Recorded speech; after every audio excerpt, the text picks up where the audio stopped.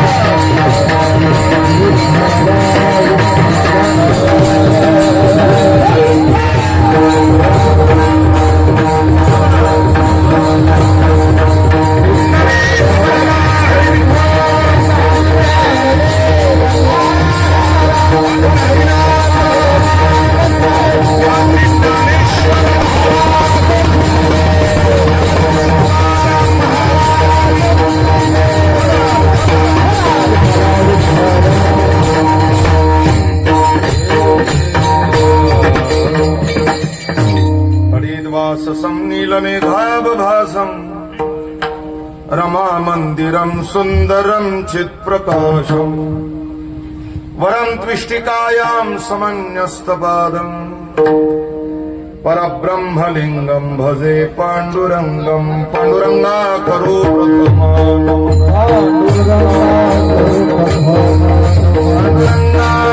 प्रथमान हरे चरणा संतांचिया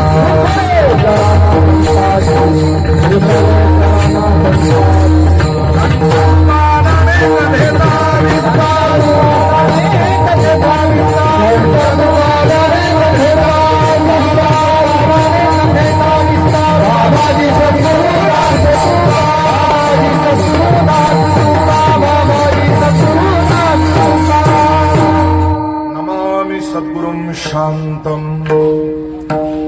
सच्चिदानंद विग्रहं पूर्ण ब्रह्म परानंदं मीशमानंदी वल्लभं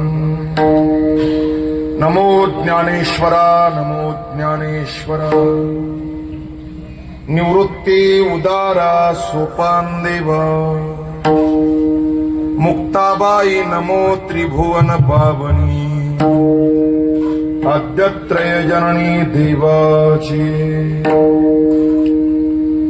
मंदाकिनी सलिल चंदन चर्चिताय नंदीश्वर प्रमथनाथ महेश्वराय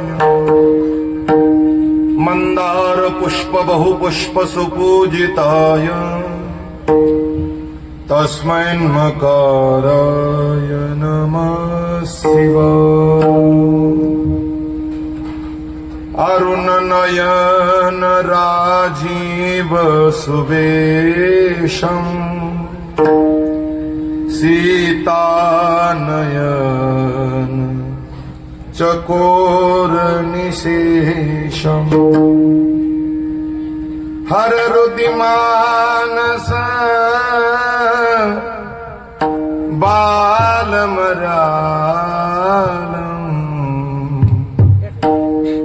नवमिरामऊर बाहु विशालम् मंगल भवन अमंगलहारी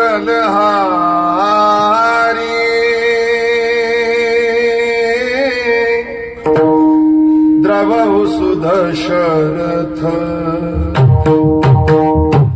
हाजिर बिहारी राम सिया राम सिया राम सिया राम सिया राम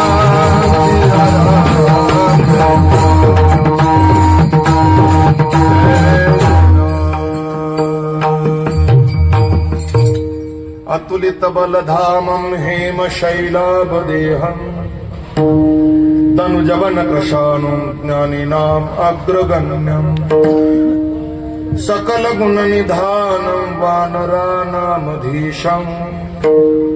रघुपति प्रिय भक्तं वात जातं नमामि मस्तक हे पायावरिया वारकरी संतांच्या श्री संतांची माथा चरणावरी साष्टांग हे करी दंडवत जयांची किलिया स्मरण होय सकळ विद्यांचे अधिकरण तेचे बंधू श्री चरण श्री गुरूंचे ते नमस्कारोनी आता ब्रह्मधरिसी या देहाचा ब्रह्मधरिसी या देहाचा विठ्ठल मने कारे वाचा पडून जाईन कलेवर विठ्ठल उच्चारी पासार प्रस्तुत कीर्तन सेवेकरता निवडलेला अभंग समाधीचे राजे महाविष्णू चक्रवर्ती सम्राट विश्वमाऊली साधकांचे मायबाप ज्ञानियांचे राजे अलंकापूर निवासी विश्वमाऊली ज्ञानोबराय यांचा 3 चरणाचा अति उत्कृष्ट गेल्याल्या जीवात्म्याला परम शांती लाभण्याकरिता आणि ज्यांना आयुष्य संपल्यावर देह ठेवायचा आहे त्यांच्याकरता उपदेश देणारा मार्गदर्शन करणारा गायडस ज्ञान देणारा अभंग 3 चरणाचा एका थोर जीवात्म्याच्या प्रथम पुण्यस्मरणाच्या निमित्तानं गायला विठ्ठल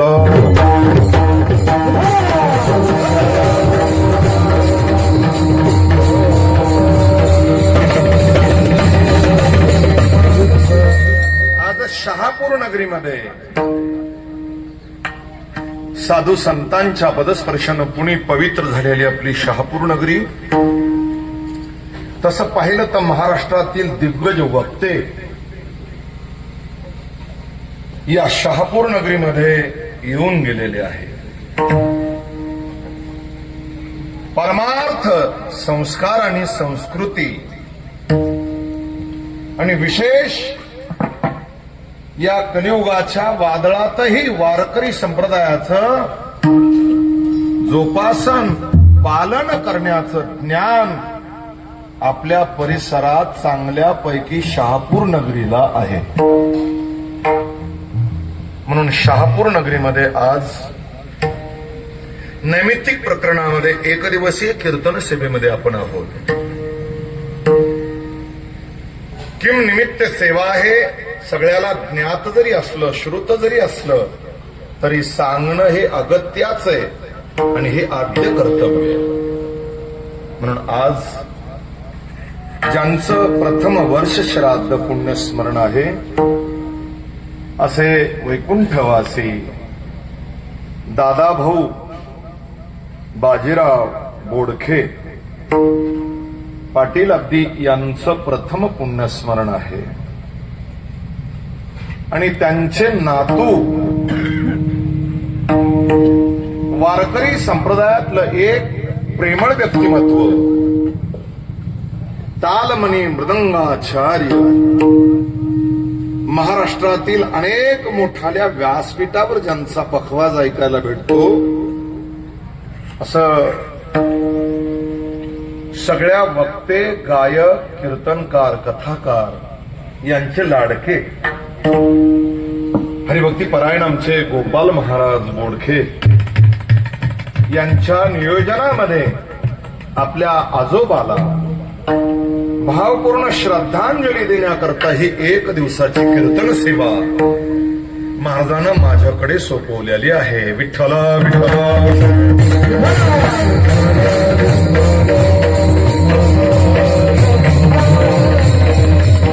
आणि आज महाराजांनी सगळी वैष्णव मांदियाळी एकत्रित केलेली आहे. आज कुणीच म्हणू शकत नाही हे पुण्यस्मरणाचं कीर्तन आहे.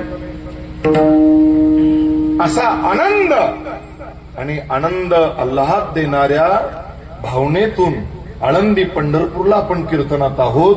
असाच आज असणारा समाज इथं उपस्थित आहे. एकापेक्षा एक नामांकित कीर्तनकार आदरणीय मंडळी कीर्तनाकरता उपस्थित आहेत. वारकरी संप्रदायाचा हाच खरा लौकिक आहे. एकाला उभा करावं आणि त्याचं चिंतन ऐकावं, अनेक वाक्यानं समोर बसावं, हाच खरा मोठा वारकरी संप्रदायाचा लौकिक आहे. नाहीतर तसं पाहिलं तर एक महिना कीर्तन होईल एवढे चिंतनीय कीर्तनकार आज उपस्थित आहेत. विठ्ठल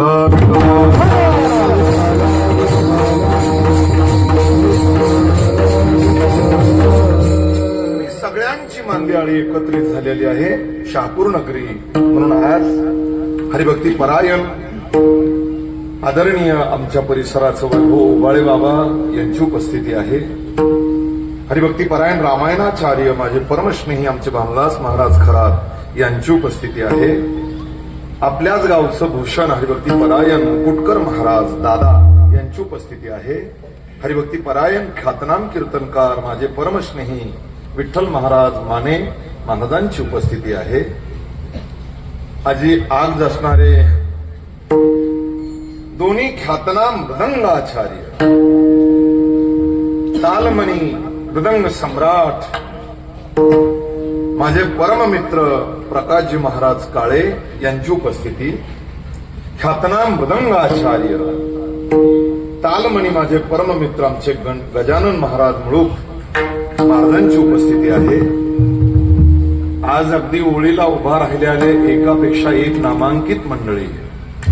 त्यामध्ये विनेकरी कसा असावा शहापूर नगरीमधून शिकावं.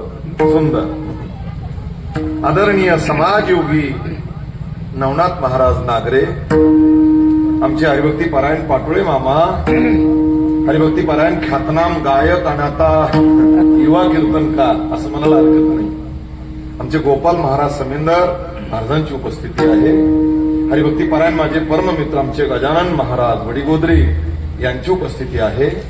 संगीत अलंकार भजन सम्राट ज्ञानेश्वर माऊली शिंदे यांची उपस्थिती आहे. आपल्याच परिसराचा आणि या भूमीचं वैभव ख्यातनाम गायक संगीत अलंकार अगदी विष्णू महाराज कापसे यांची उपस्थिती आहे. हरिभक्ती परायण किरण महाराज, राधेश्याम महाराज, हरिभक्ती परायण भजन सम्राट आमचे नारायण महाराज काळे, हरिभक्ती परायण नितीन महाराज, हरिभक्ती परायण गोपाल महाराज, हरिभक्ती परायण गोपाल महाराज, बोला पुढे तुकाराम महाराज. विठ्ठल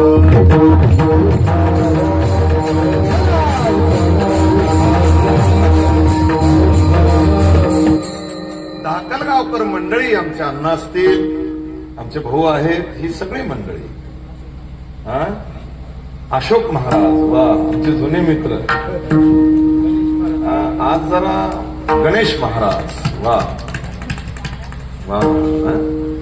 हरिभक्ती परायण युवा मृदंगाचार्य आमचे आकाश महाराज, नामदेव महाराज, विनायक महाराज, आमचे बोबडे महाराज, विठ्ठल महाराज, अशोक भाऊ काळे, खळेकर महाराज, अशोक महाराज पवार, अशोक महाराज पवार.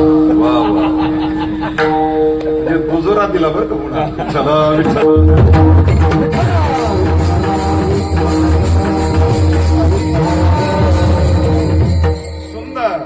सुंदर अगदी सिस्टम लावली आमचे अशोक दादा भिडे यांनी. धाकलगाव या परिसराचं वैभव म्हणजे माईक सिस्टम माऊली संस्थेस.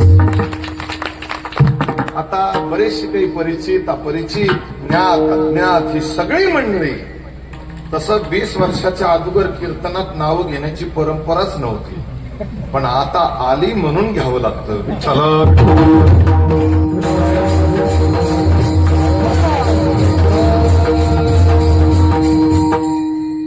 या सगळ्या आदरणीय मंडळीच्या उपस्थितीमध्ये आमचे माने भैया युट्यूब चॅनल वालेकर आणि ही सगळी आदरणीय मंडळी. आज खरं पाहिलं तर गोपाल महाराजानं शहापूर नगरीमध्ये एवढी सगळी संत महंत एकत्रित केले.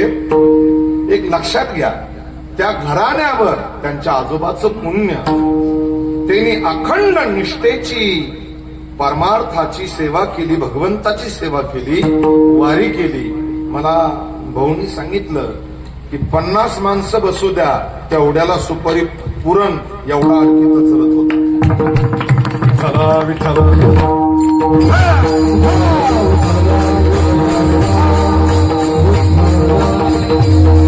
तसं पाहिलं तर गोपाल महाराजांचं आणि त्या गोंडीचं नातं म्हणजे घट्ट नातं झालेलं आहे. ते आमचे जावाई असं समजून घ्या, लक्षात घ्या. म्हणून त्या अगदी माझे परममित्र, आता ज्यांचं नूतन सोयरीक जमली ते नवे सोयरे आमचे कैलास भाऊ मराठे, गोकुळ भाऊ मराठे यांची सुद्धा उपस्थिती. विठ्ठल.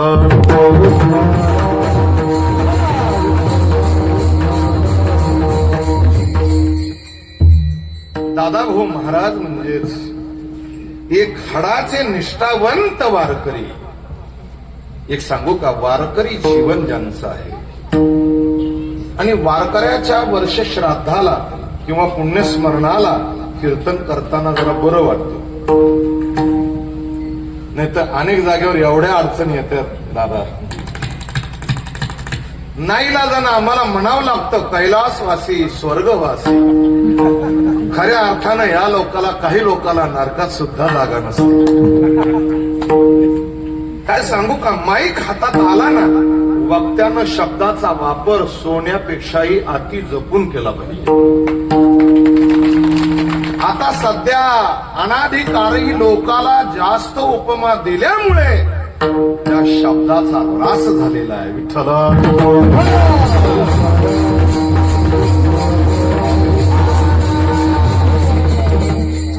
म्हणून ज्यांचं जीवन हरिमय झालं, भगवतमय झालं, यांना या बाळकृष्ण बाबा, काकडा भजन, हरिपाठ आणि संत सेवा. विठ्ठल.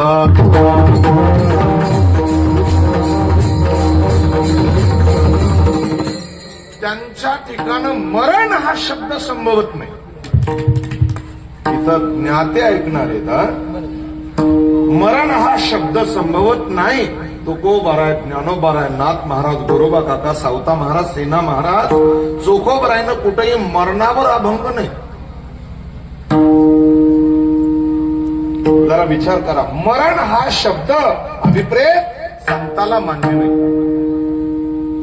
कारण की मरणाच्याही पलीकडे संत आहे. मरण कसलं? पहिला प्रश्न आहे, मरणच कोणाला आहे? आत्मा मरत नाही हे जग जाहीर आहे. तो शाश्वत आहे. त्याचं वर्णन गीतेनं भगवान परमात्मानं केलंय. न जायते म्रियते वा कदाचित. या श्लोकाचं चिंतन बघा. नैनं छंदन्ति शस्त्राणि, याचंही चिंतन बघा. विठ्ठला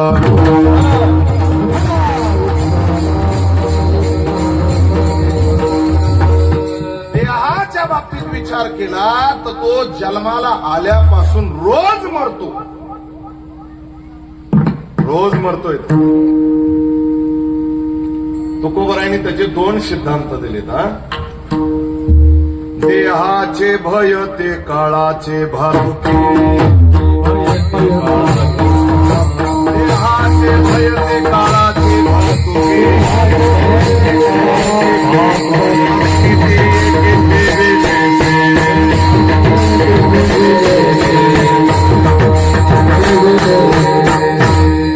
देहाचे भय ते काळाचे भातुके. पडलिया रूढी जगापरीच्या, चालविती व्यवहार सत्य म्हणून. देहाचे भय काळाचे भातुके. देहाचे भय काळाचे भातुके.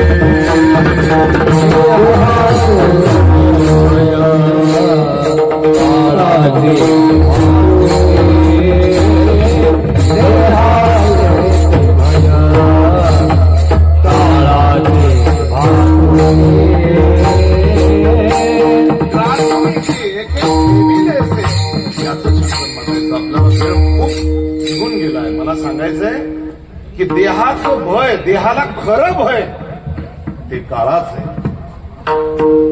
या समोर या. म्हणून काळ रोज या देहाला खातोय, मारतोय. जरा बघा, दुसरं एक प्रमाण सांगितलेलं आहे. विठ्ठला विठ्ठला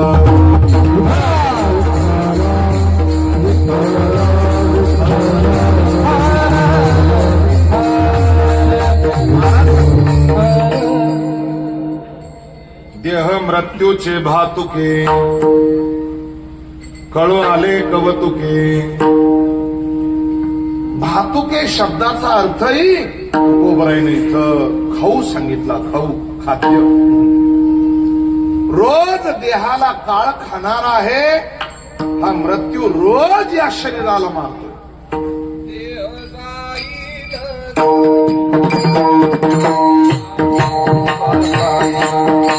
त्याचे काळो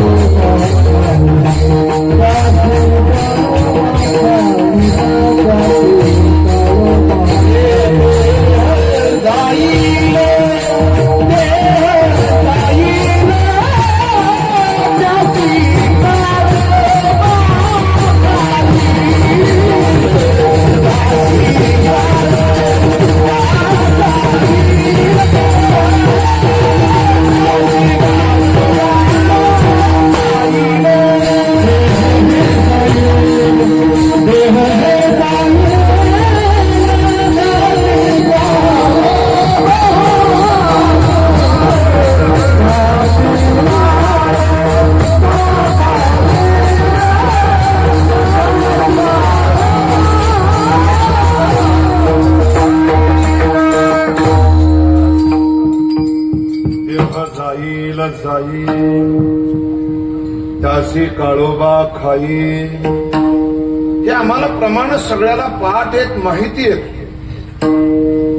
आपला विषय चाललाय या देहाला खाणारा, या देहाला मारणारा रोज मारतोय. जरा उदाहरण घ्या ना. आम्ही आरशात पाहून भांग पाडतो. जसं 10 वर्षापूर्वी होतो तसं आज आहोत का बघा. आरशात पाहण्याचा तर फार छंद आहे लोकांना.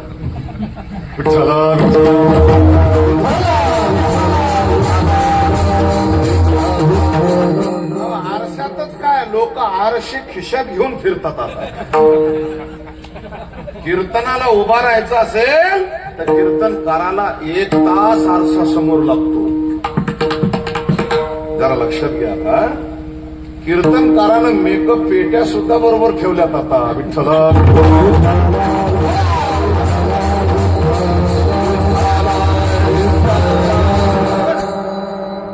आपल्याला बोलायचंय काय. आरशात पाहिल्यावर आरसा असा एक मित्र आहे की तो आम्हाला सत्य सांगतो, कधी खोटं बोलत नाही.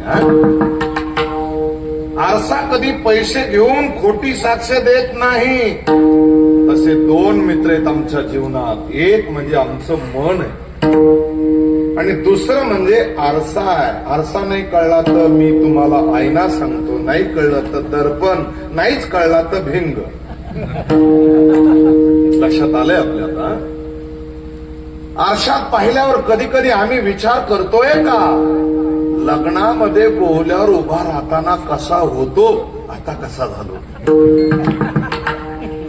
बरेचसे म्हातारे मग घरी कुणी नसलं की नातवाला आपल्या लग्नातला अल्बम दाखवतो. नातू असतो, पोरा बघ मी लग्नात कसा दिसत होतो, कसा दिसत होतो. हे आपल्याला सगळ्याला दृष्टांत लागू होणारे. कुणी कोणाकडे पाहू नका. विठ्ठला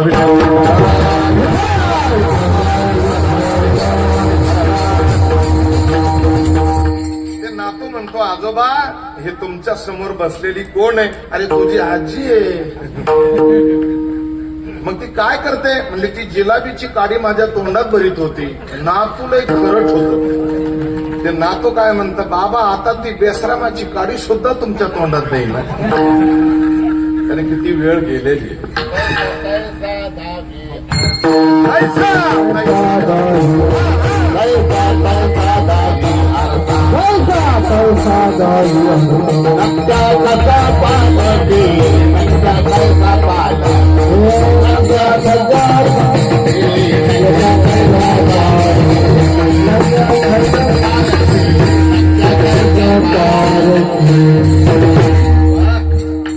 एका माणसानं 25 आरशे फोडले.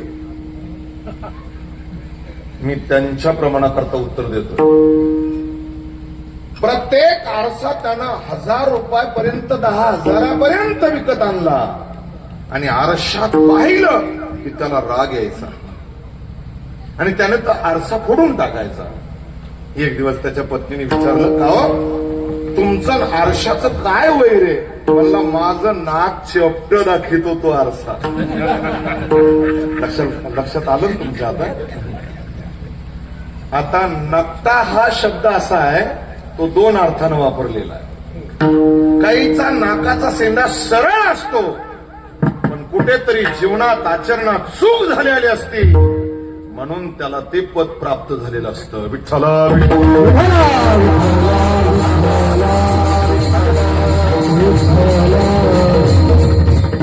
आरशाचा काय दोष आहे. गोरा रंग, काळा रंग, ठेंगणा, उंच, सौंदर्य, नाक नक्त किंवा चेपट हे दाखवणं आरशाचा आद्य धर्म आहे. आरशामध्ये कधी आणि कोण्या वेळेस बघा, जे आहे तेच दाखवणार, बदल नाही. रोज दैनंदिन जीवनातलं उदाहरण आहे. दुसरे एक प्रमाण सांगतो. संत असे आरशात पाहतात की त्या आरशामध्ये पाहताना सुद्धा त्यांचं रूप त्यांना दिसत नाही, ते स्वरूपच दिसतं. चांगले ऐकणारी मंडळी, दर्पणी पाहता रूपन दिसे आपुले, बाप रखुमा देवीवरून मज ऐसे केले, अनुवाद पुन्हा पुन्हा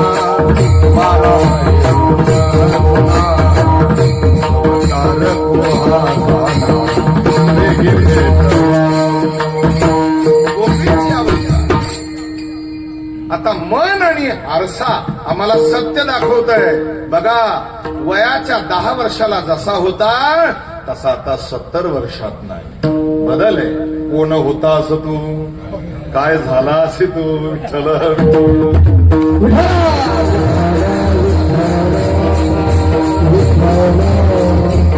आपल्याला याच्यातून स्पष्ट करायचं की या देहाला मारणारा, खाणारा, क्षणोक्षणाला कमी करणारा कोणीतरी शक्तिशाली आहे. याचं सौंदर्य वजा होतं महाराज. तारुण्य कमी होत चालतं. आजचा सकाळचा वेळ गेलेला पुन्हा परत नाही, लोक लक्ष देत नाही. ज्ञानोबारायांनी 13व्या अध्यायात किती गोड ओवी दिली. तव तव अधिका अधिके मरण आयुष्याते जिंके जैसे मीठ उदकाते घशिजत असे. जसं मीठ पाण्यात टाकलं की क्षणोक्षणाला ते कमी होतं, बरोबर आहे की नाही? क्षणोक्षणाला ते कमी होतं आणि काही क्षणाच्या नंतर ते दिसेनासं होतं. तद्वती या न्यायानं क्षणोक्षणाला आमचं आयुष्य, आमच्या देहाचे अवयव, आमचं तारुण्य खाणारा आणि मारणारा एक अद्भुत आदर्श शक्ती आहे. तिला ओळखण्याकरताच कथा कीर्तन आहेत. विठ्ठला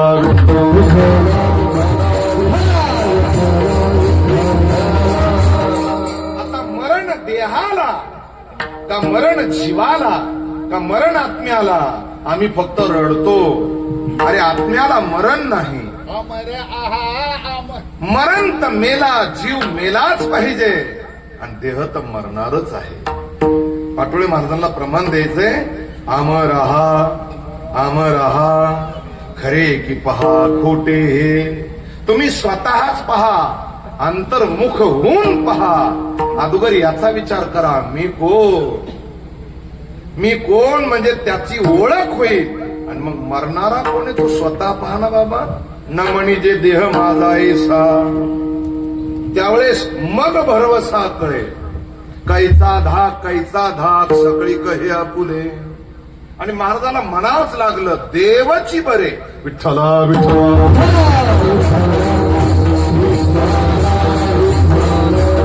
आता जैनी आयुष्यात परमार्थ केलाय, जरा चांगला आहे का? ज्यानं आजीवन दुसऱ्यावर प्रेम केलं, कधी आकस नाही, ईर्ष्या नाही, कधी वैर नाही, कधी भेद नाही. आणि ज्याने अखंड जीवनात भक्ती केली अण्णा, त्याला मरण हा शब्द संभवत नाही. आज दादाभाऊ महाराज आपल्यामध्ये नाहीये, पण जैनी पंढरीची वारी, गळ्यामध्ये तुळशीची माळ, आलेल्या अतिथीचं पूजन, अखंड परमार्थ आणि परमार्थात पुन्हा आपला नातू, एक गुणवान नातू संप्रदायाकरता दिला. अशा महात्म्याला मरण तरी कसं म्हणावं लक्षात घ्या. नाही म्हणत. ज्ञानोबारायांनी किती सुंदर ओवी दिली. मने वाचा करणी जयाचिया भजने देवाचिया वाहनी. ते शरीर जाती क्षणी देवाची जहानी. शरीर त्यागावंच लागतं, हा मृत्यू लोकाचा नियम आहे. आणि शरीराचा त्याग इच्छा जरी नसेल तरी तो करावा लागतो. तुमची इच्छा जरी नसेल तरी. 90 वर्षाच्या म्हाताऱ्याला विचारा, बाबा कधी मरायचंय? म्हातार धावत अंगावर, तुझ्या काय बापाचं खातो का? राहू दे ना मला अजून. त्याला मरावं असं वाटत नाही. मरहा बोलन सहती विठ्ठला.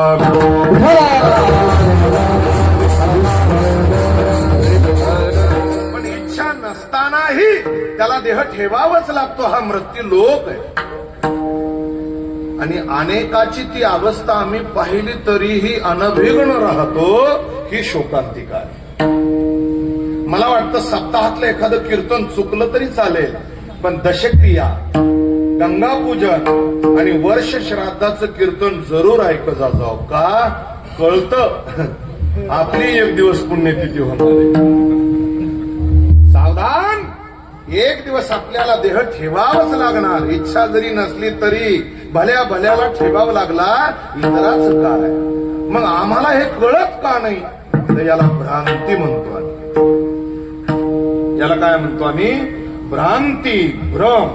आता भ्रम एक लक्षणाचा नाही, तसं शास्त्रानं 6 भ्रम वर्णन केले. विठ्ठला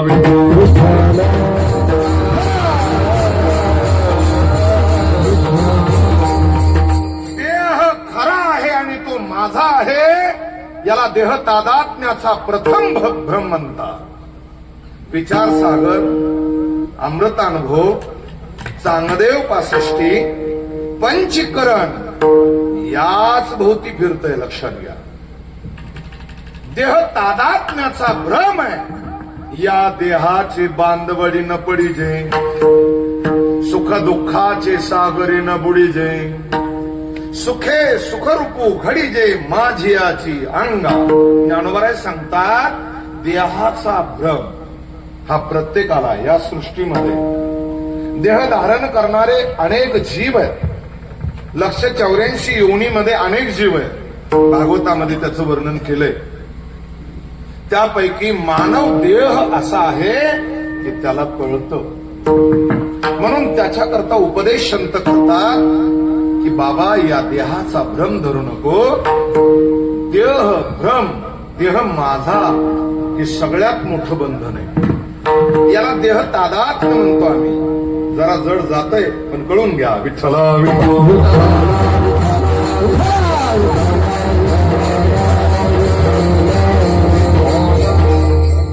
देह खरा की खोटा याची चर्चा करत असताना संत महात्म्यानं केलेली आहे.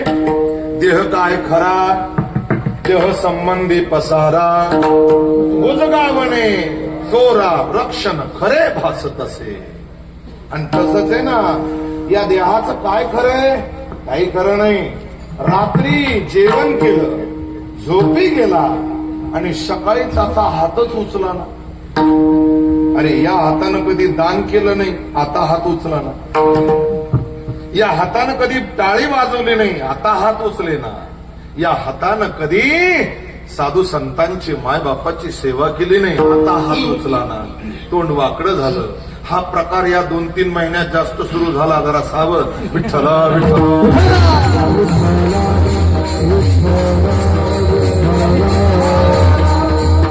तोपर्यंत हात काम करतोय, तोपर्यंत टाळी वाजा, भजन करा, संत सेवा करा, मायबापाची सेवा करा. काय खरंय. आणि 5 वाजता कालच्या 5ला तो वट्यावर उभारून म्हणत होता, पठ्ठ्याच्या नादी कुणी लागायचं नाही. भल्याला मातीत घातलं आणि सकाळी त्याला उठता येईना. हो, अंथरुणातच. देह काय खरा. देह खरा तर अंध दृष्टी का होते. देह खरा तर कानानं कमी काय तर मशन लावावं लागते. देह खरा तर जरा आल्यावर त्या केसाला का रंगावं लागतं जरा बघा. देह खरा ते या शरीरावर सुरकुत्या का पडतात. देह खरा तर दात का पडतात. देह खरा तर याला घरातलेच लोक नाही पेटलं तर टायर लावून पेटवतात. काय खरं. विठ्ठला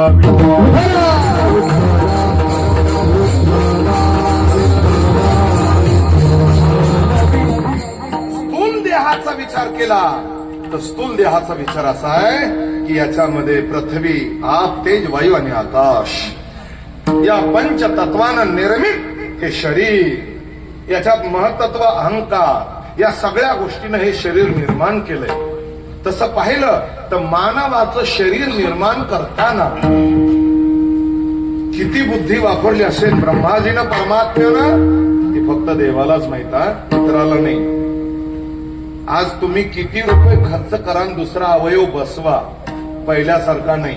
जरा विचार करा. दात असू द्या, डोळा असू द्या, तुम्ही गुडघ्याचा सांधा असू द्या, नाही, त्याची किंमतच काही वेगळी. त्याच्यावर मला बोलायचं नाही, देहावरचा भ्रम बोलायचं. लक्षात घ्या.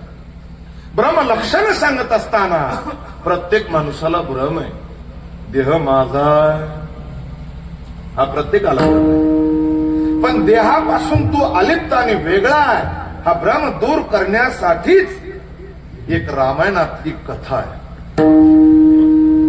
खाद्याचा महाराज विठ्ठला विठ्ठला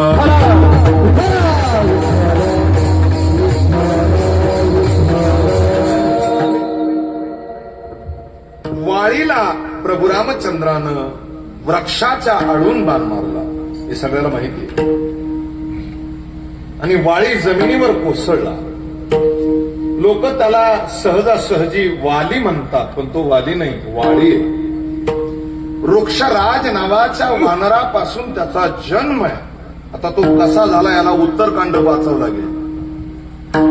आणि ज्ञाते श्रोते वाळी महा कठीण बलशाली, पण धरणीवर पडल्याच्या नंतर राम प्रभू जवळ आले आणि तो मूर्छित पडला. पुन्हा जागृती त्याला आली आणि तो राम प्रभूला बोलू लागला. त्यानंतर त्याचा प्राण गेला. हनुमानजीनं त्याच्या हृदयातला बाण काढून घेतला. इथपर्यंत ठीक आहे. पण त्याच्या पत्नीला माहिती झालं, तारेला. 5 महापतिव्रता आहेत, त्यापैकी वानराज वाळीची पत्नी तारा आहे. तारा पळतच आली आणि तिने आपल्या पतीच्या चरणावर मस्तक ठेवून रडायला सुरू केलं. नाग बाबा शांतीब्रह्म स्वामी श्री एकनाथ महाराज किष्किंधा कांडामध्ये राधे त्या तारेचा शोक सांगतात. तिथं 2-3 मर्म सुंदर सांगितलेले. वैधव्य म्हणजे काय आणि वैधव्य प्राप्त झाल्यावर स्त्रीची काय अवस्था होते, नाथमहाराजांनी गोड वर्णन केलंय. आता कथाकार कीर्तनकारानं हे ग्रंथ बाजूला ठेवलेले आहेत. विठ्ठला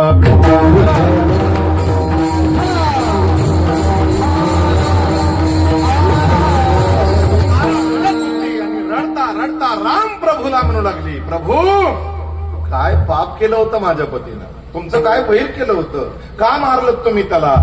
माझा पती गेला.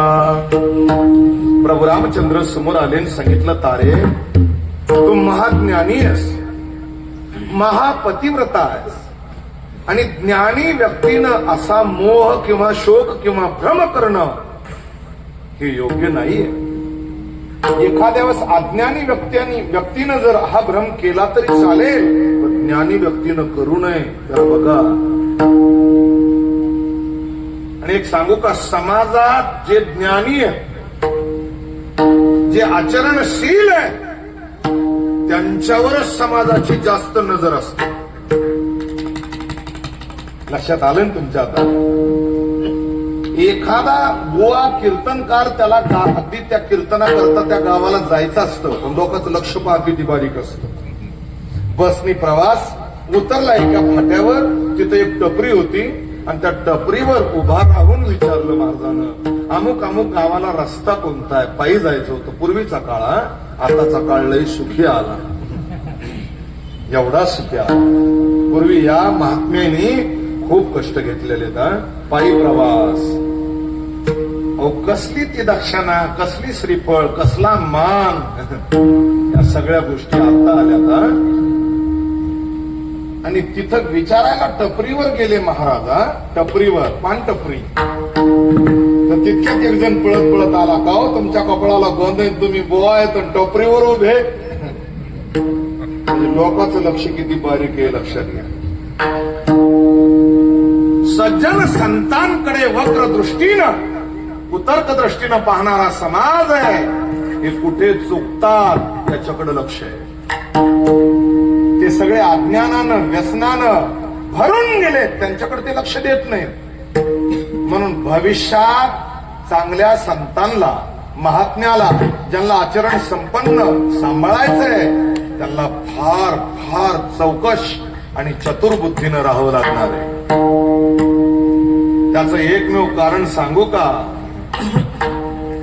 अधर्मीयाचं बहुमत वाढत चाललंय. विठ्ठला विठ्ठला.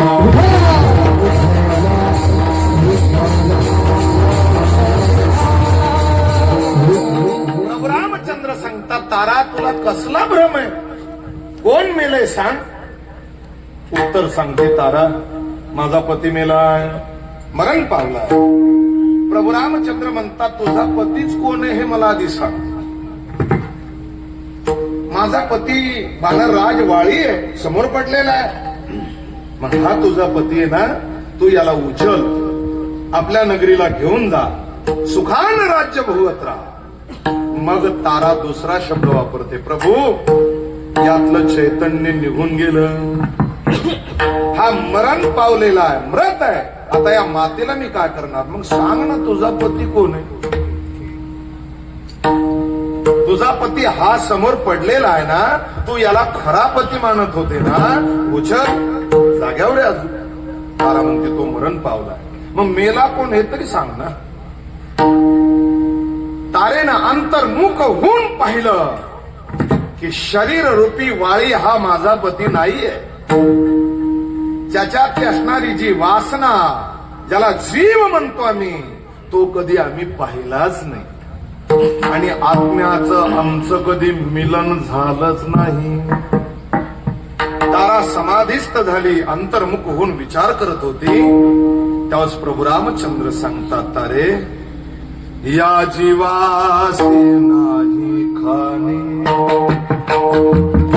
या जीवासे नाही पाणी. रडू नको. हा जीव कधी बघत नाही, पाहत नाही, खात नाही. ज्याला जीव म्हणती ती एक धारणा आहे. आणि जीव संबंधित आत्मा आहे. तो आत्मा म्हणजे मी तुझ्या पुढे उभा आहे, त्याला आत्मा राम म्हणतात. हीच ओवी ज्ञानेश्वरीत दिलेली ना, का कळत नाही जवळ असूनही. तैसा हृदयामध्ये मिरामू, असता सर्व सुखाचा आरामू, की भ्रांतासी कामू. फक्त आपला विषय चालला भ्रम, भ्रांत विठ्ठला.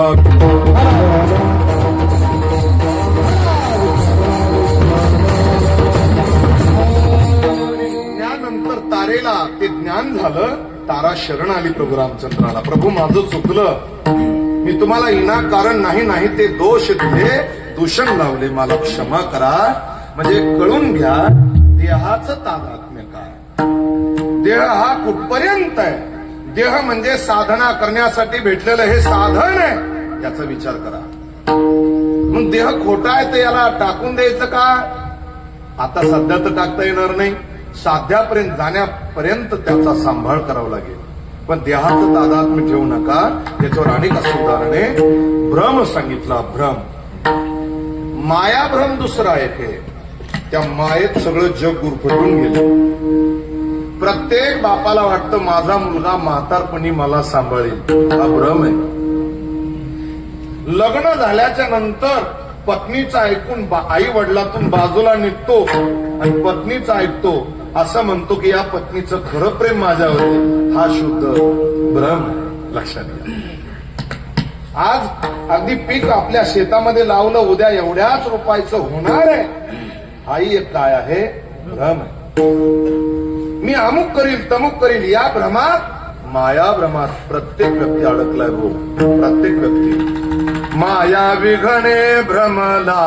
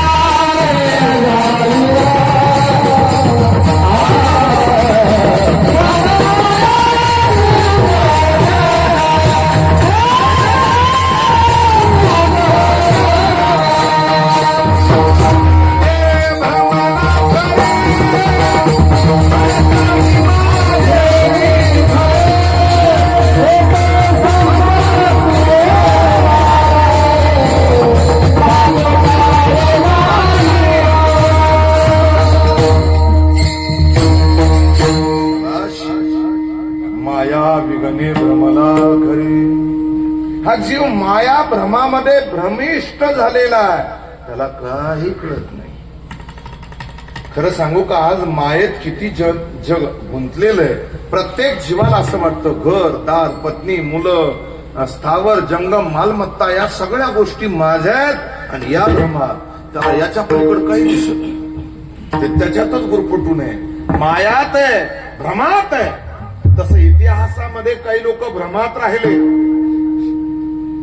भ्रमात राहिलेल्या लोकाला भ्रम दूर करण्याची शक्ती या महाराष्ट्राचे राजे श्रीमंत छत्रपती शिवरायांकडे होती. असा भ्रम होता. भ्रम शास्ता खानाला असा भ्रम 1 लाखाची फौज, नामदार खान, कारतलब खान, या सगळ्या खानानं महाराष्ट्रात केलेली सगळी लक्षात घ्या. आणि अजूनही आपण जर एका जागेवर नसूल ना तर भविष्य अवघड आहे. विठ्ठला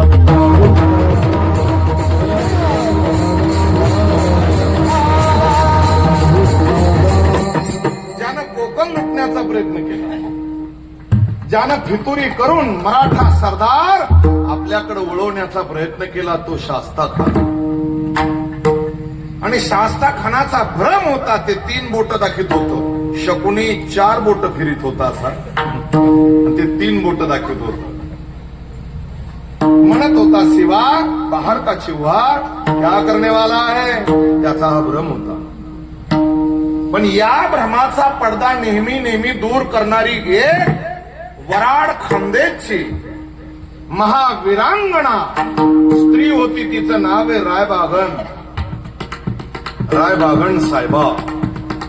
ती म्हणत होती, खान साहेब, तुम्ही शिवाजी राजांच्या मुलखात आहात, तुम्ही स्वराज्यात आहात, तुम्ही मराठा मातीत आहात, तुम्हाला दख्खनची ताकद माहिती नाही. या महाराष्ट्राच्या मातीमध्ये ज्या ज्या वेळेस धर्मावर ग्लानी येते, ज्या ज्या वेळेस लोक अधर्म करतात, परकीयाचं आक्रमण होतंय, त्यावेळेस घरादारावर तुळशीपत्र ठेवून या महाराष्ट्रातला मराठा डोक्याला कफन बांधून रणभूमीत उतरतोय आणि शत्रूला पार करतोय. आभाष महाराजांना माहिती द्या. विठ्ठला विठ्ठला.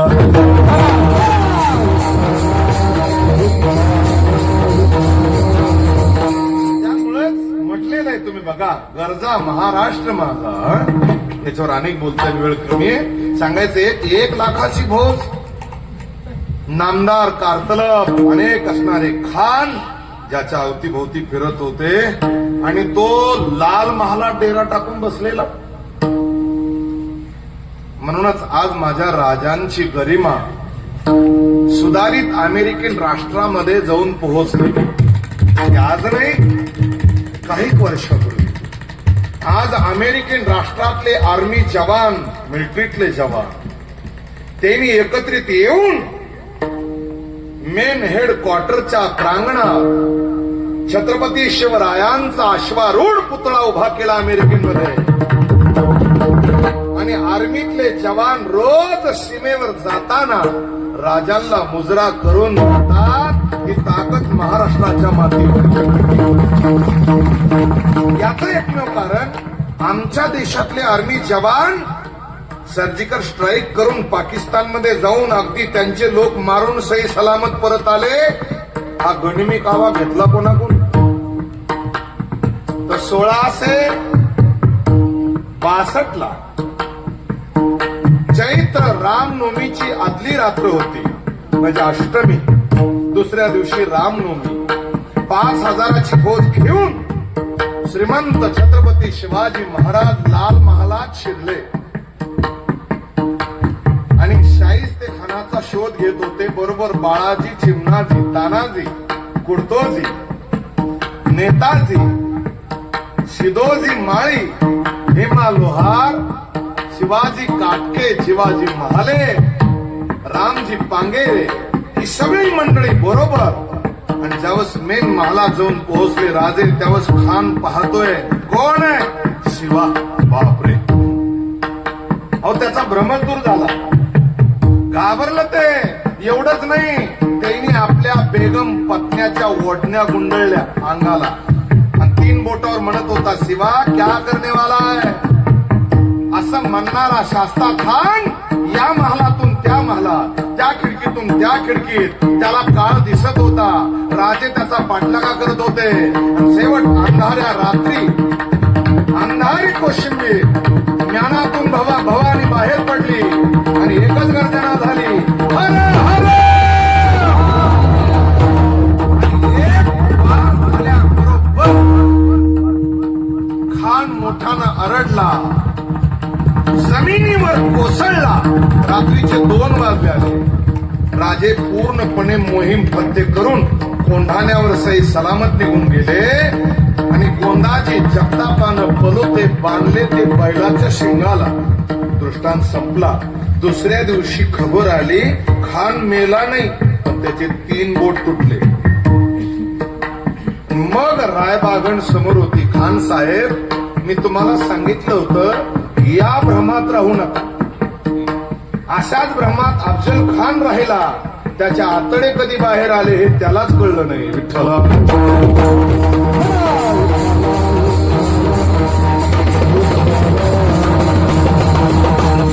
खानाचा भ्रम पूर्णपणे संपला आणि खान डायरेक्टली आपला सगळा लवाजमा गुंडाळून बुरहानपुराला निघून गेला. संपला.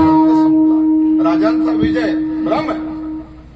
तसा मायाभ्रम आहे. या मायाभ्रमात अनेक असं बोलता येईल. लक्षात घ्या, वेळ जातोय आपला. गुणभ्रम आहे. गुणाचाही एक भ्रम आहे ना.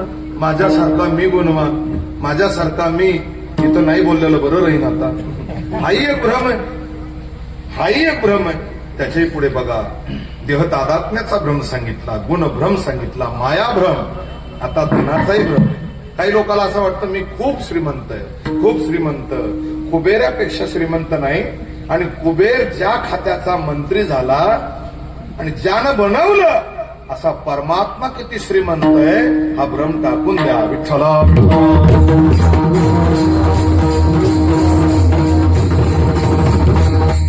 धनाचा भ्रम टाका. या धनाचा नधरी विश्वास जैशी तरुवर छाया. हा भ्रम आहे. हाही भ्रम ठेवू नका. त्याचे पुढे असणारा जर विचार केला तर आम्ही मरणार नाहीत किंवा आमच्या मरणाबाबतीत अनभिघ्नता आहे हा एक भ्रमच आहे ना. हा भ्रम टाकून द्या आणि आपल्या देहाच्या बाबतीत विचार करा की तू शाश्वत नाहीये. तुझा देह शाश्वत नाही. एक दिवस तुझा देह तुला टाकून तू पडणारे जमिनीवर.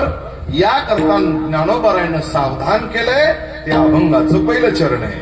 भ्रम धरणी जा देहाता,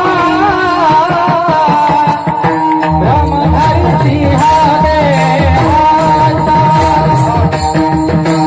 भ्रम धरती हा देहाता, भ्रम धरती हा देहाता, भ्रम धरती हा देहाता.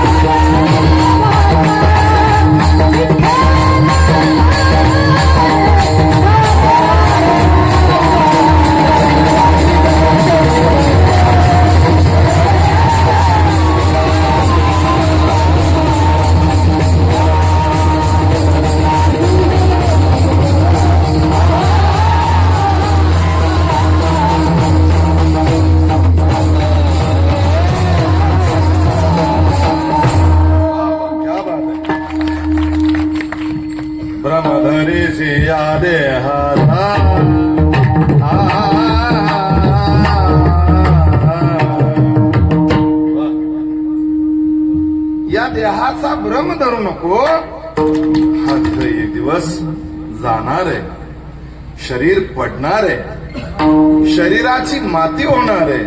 मज चालता प्रयाण काळी. अरे मातीच, जरा विचार करा. म्हणून आपण इथपर्यंत आलो. देहाचा भ्रम नकोय.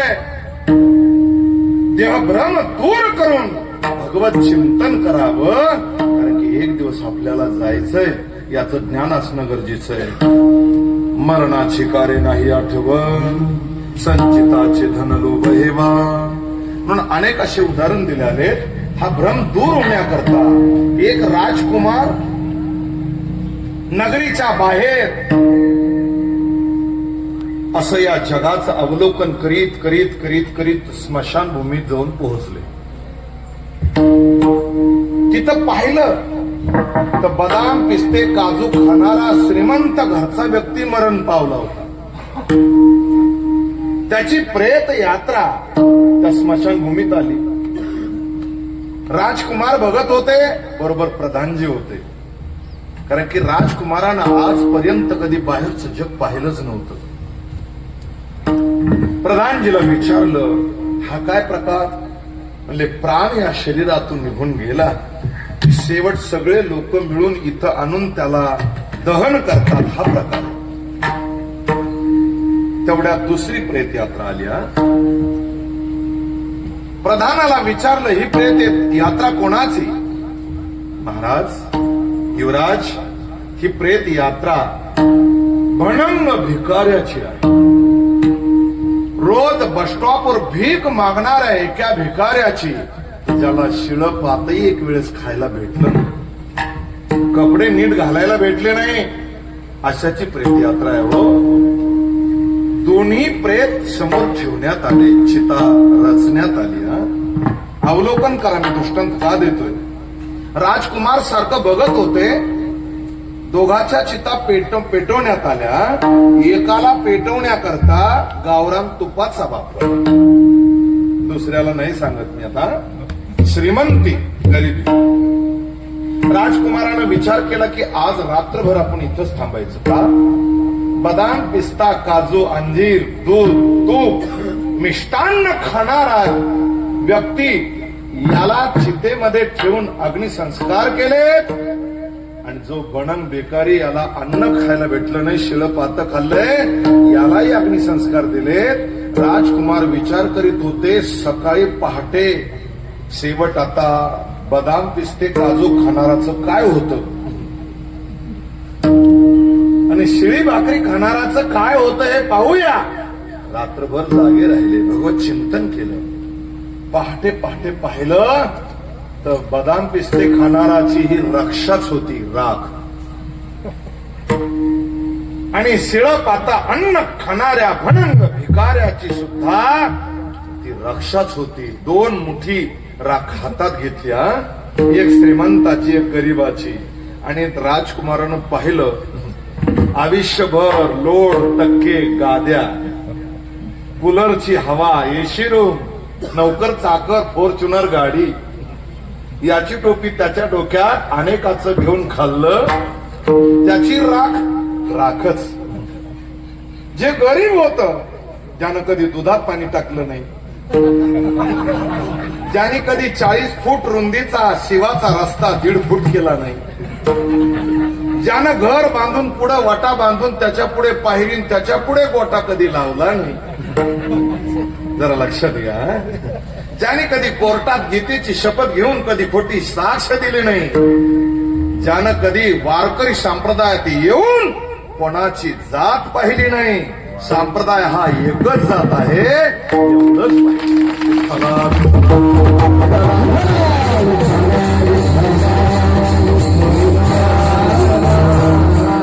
अशाची ही मुठभर राखच. आणि श्रीमंत घराण्यात ऐश्वर्यात अष्टभोग भोगून जो मरतो त्याची सुद्धा राखच. राजकुमाराला वैराग्य प्राप्त झालं आणि प्रधानाला हात जोडले, प्रधानजी माझ्या पिताश्रीला जाऊन सांगा, असं समजून घ्या म्हणावं तुम्हाला पुत्रच झाला नाही. 22 वर्षे त्यांनी मला नगरीत ठेवलं, बाहेरचं दुःख पाहू दिलं नाही, पण आज मी बाहेर आलो आणि मला ते दृश्य पाहायला भेटलं. आणि ती जर राखच असेल तर या शरीराची राख होण्याच्या अगोदर मी ब्रह्म प्राप्तीपर्यंत जाणार, अहम ब्रह्म्यास्मी पर्यंत जाणार आणि हरी हरी रूप होणार. म्हणून तो साधू हिमालयात जाऊन ज्यानं 40 वर्ष तपश्चर्या केली अशा राजकुमार साधूला सिद्धार्थ गौतम मुनी म्हणतात. विठ्ठला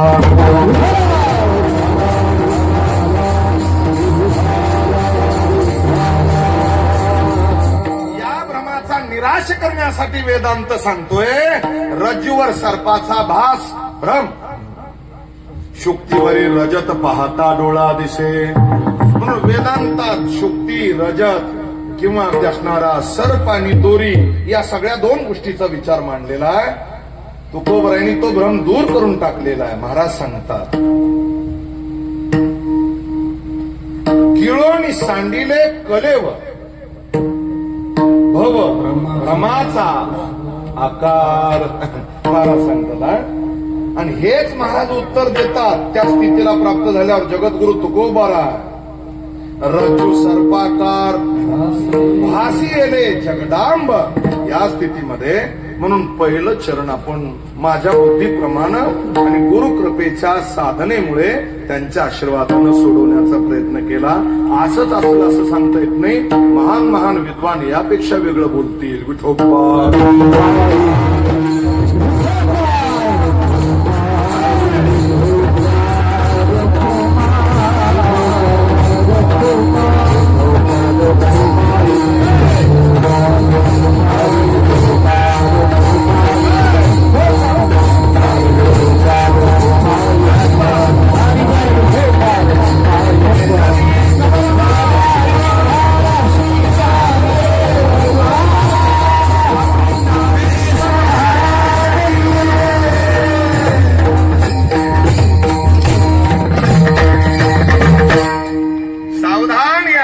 जोपर्यंत शरीर मजबूत आहे, इंद्रिय सक्षम आहे,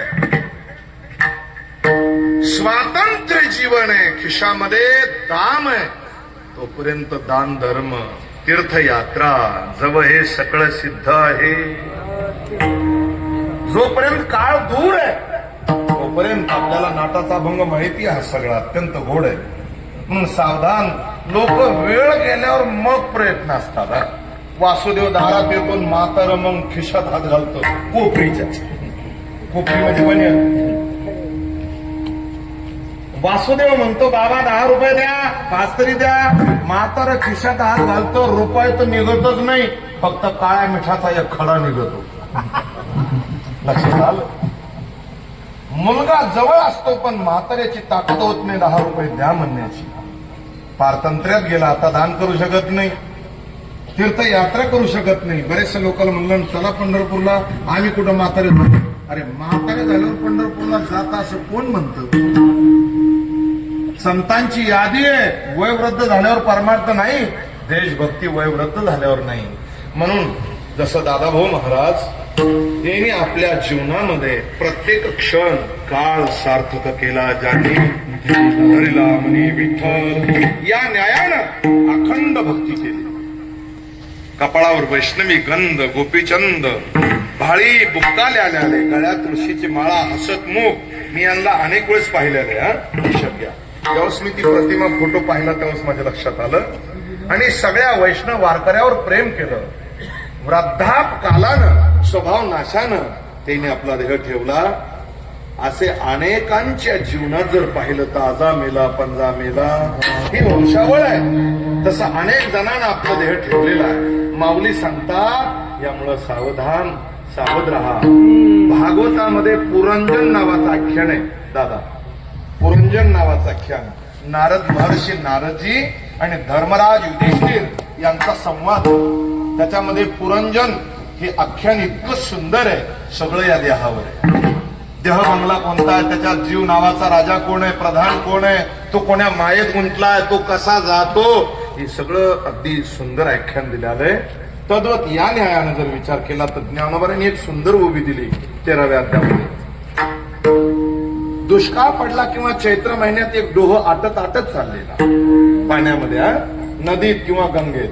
आणि त्या ठिकाणी एक साधू स्नान करत होते. तसं आज प्रयागराजला महाकुंभ सुरू आहे. काय भारताची गरिमा आहे. आज कळलं 1,000 वर्ष जिवंत राहून साधना करून काळाला परत फिरवणारे साधू त्या शाही स्नानामध्ये उपस्थित आहेत. या विश्वात भारताची बरोबरी कोणी करू नये, लक्षात घ्या. साधू संतांचा महंतांचा हा देश आहे. वीर पराक्रमी हुतात्म्यांचा देश आहे. इथे दाशीची राणी तर इथेच पुण्यश्लोक अहिल्या देवी होळकर, इथेच राष्ट्रमाता जिजाऊ मासाहेब, तर राणा प्रताप पृथ्वीराज चव्हाण, तर छत्रपती शिवराय, तर देहाचं बलिदान देणारे धर्मासाठी छत्रपती वीर झुंजार छावा संभाजीराजे. आपल्याला बोलायचंय की त्या डोहामध्ये स्नान करायला महात्मे गेले. त्यांनी पाहिलं एक मासा होता. तो मासा त्या डोहात पोहत होता आणि तो भ्रमात होता की मी याच्यात सुखी आहे. चैत्र महिना रोज जनावर पशु पक्षी पाणी प्यायचे, म्हणजे पाणी कमी व्हायचं, बाष्पीभवन व्हायचं, पाणी कमी व्हायचं. अनेक लोक घडा भरून न्यायचे, पाणी कमी व्हायचं.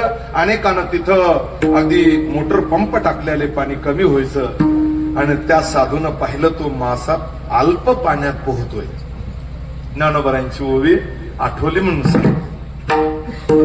साधक सांगतात, महात्मे सांगतात, हे मीन मास्या, अरे बाबा हे पाणी आटणार आहे आणि पाणी आटल्यावर तुझं काय होणार आहे हे तुझ्या पूर्वजाला विचार.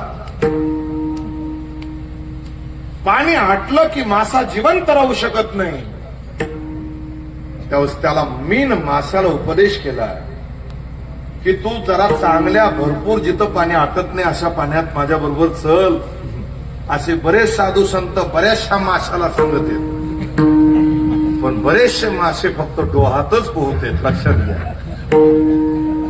अल्प उदकेचा मासा नवऱ्या सांगतात, हे न आटे ऐशी आशा, न वचेची का जैसा अगाध डोह. अगाध डोह कोणता? तो समुद्र आहे. समुद्र म्हणजे परमार्थ आहे आणि परमार्थ म्हणजेच हरीची प्राप्ती आहे. म्हणून या जीव नावाच्या मीन माशानं संसार नावाच्या डोंगरात पोहू नये.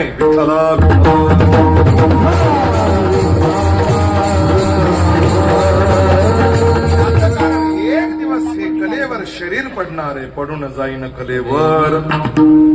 यामुळेच तू काय कर, विठ्ठल उच्चारी पासार. या विश्वामध्ये सार आणि आसार सांगितले. नाम सार पांडुरंगाचा आहे. सारा सार विचार करा उठाउठी, नाम धरा कंठी विठोबाचे. सार सार सार नाम विठोबा तुझे सार. किंवा हे विचारिता निरसले, मग प्रपंच सहजे सांडवले. ते तत्वता तत्व उरले ज्ञानी असे, या उपाधी माझी गुप्त चैतन्यासे सर्व गत. ते तत्वज्ञ संत स्वीकारिती, सलिले पै जैसे एक होऊन मिनले ऐसे. याच्यावरही अत्यंत सुंदर उदाहरण दिले. तर सार परमात्मा आहे, आसार हे विश्व जगत पंचमहाभूतानं निर्माण झालेलं आहे. शरीर नासका आणि आसार आहे, तर सार परमात्मा आहे. सार विठ्ठलाचं चिंतन करा. 2 वेळेस माऊलीनं उपदेश केलाय. विठ्ठल म्हणे का रे वाचा. अरे तू वाच्यानं विठ्ठल का म्हणत नाही, प्रश्नार्थक चिन्ह. आणि पुन्हा त्याचा भ्रम दूर झाल्यावर शरीर पडणारे, तर तू विठ्ठल उच्चारी पासा. तू सार विठ्ठलाचा उच्चार कर. आम्ही केल्यामुळे आमच्या सद्गुरु श्रीमन निवृत्तीनाथानं पांडुरंग परमात्म्यानं आमच्या मस्तकावर अभयाचा कर ठेवला. त्या अभंगाचं सेवक देवीवर अभया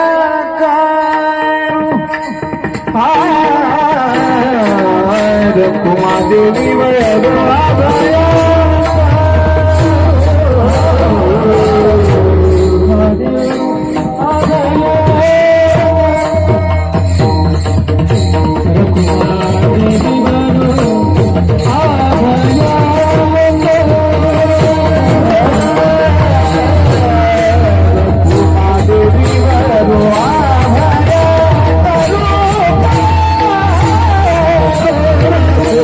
Thank you.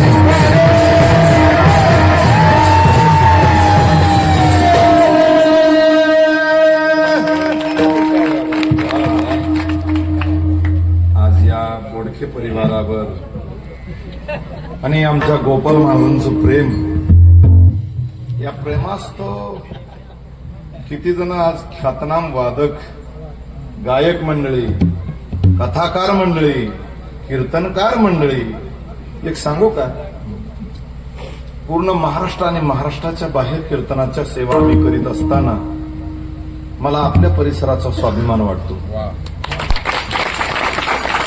गायन स्वर म्हणजे स्वर, पखवाज, मृदंग म्हणतो आम्ही त्याला, समय सूचकता, आणि त्यापेक्षाही वारकरी संप्रदायात कशी एकी आणि कसं प्रेम असावं आणि एकामेकाला कसा प्रेमाचा जिव्हाळा द्यावा हे आपल्या परिसरातून शिकावं, एवढंच.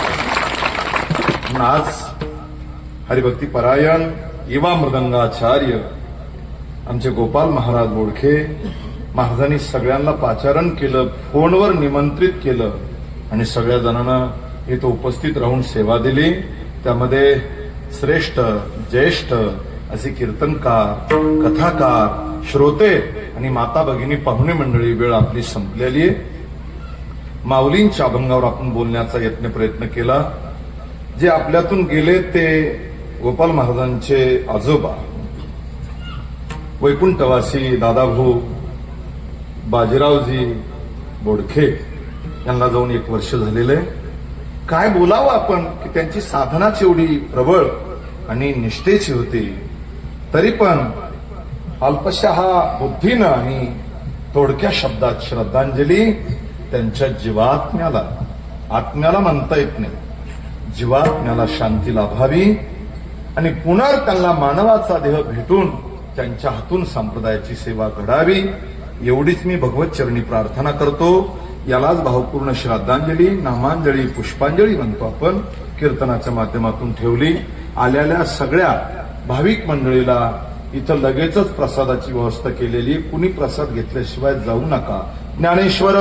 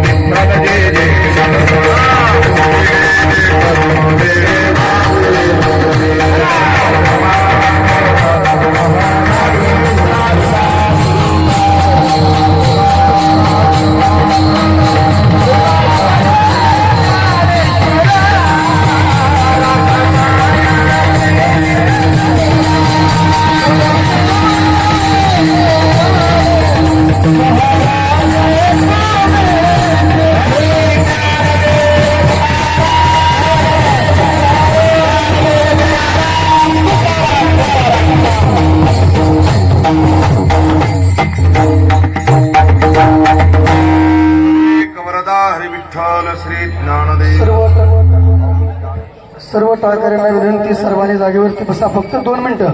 महिला मंडळ, पुरुष मंडळ सर्वांना विनंती, 2 मिनिटं करता, फक्त 2 मिनिटं.